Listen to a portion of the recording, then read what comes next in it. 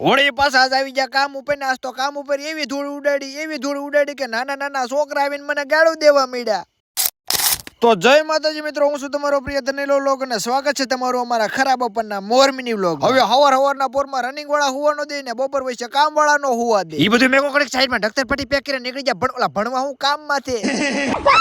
અને તમને તો ખબર છે, નો ખબર હોય કહી દો કે આપણે બે પગ વાળી ફોર્ચ્યુનર રહી અને હાથમાં ગેરમાં નાખીને કરવાની હોય ગાડી 400 ની સ્પીડ. કારણ કે મિત્રો મારું ઉતાવળ જ એટલી હોય એટલે ગાડી હાંકવી જ પડે. આવી જા કામ હતા ને કોયા જેવો ગધણી છોકરો સામું જોઈશ મારી નયન ભાઈ આવ્યા છે, દોડા બોડા લાંબા કરી ગયો. કારીગર ને શું હોય, ભાડું નથી, લોટમાં લેટા કર્યા નથી.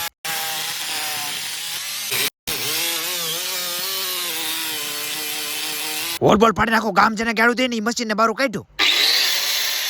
હવે જેને જેટલી ગાળું દે ને એટલી ગાળું દેતા રાખતા. મેં કીધું કામ ચાલુ.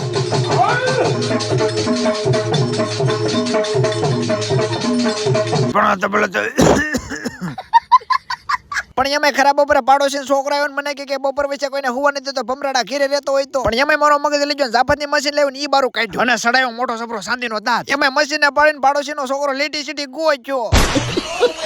અને પછી મેં AK-47 ફૂટતી હોય ને એવો અવાજ કર્યો ચાલુ.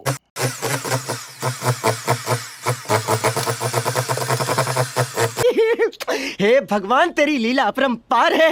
1-2 કલાકની મહેનત બાદ આપણું ઘીસન કામ થઈ ગયું પૂરું. બરફીન કટકા પાડ્યો, એમ કટકા પાડ્યા બાકી.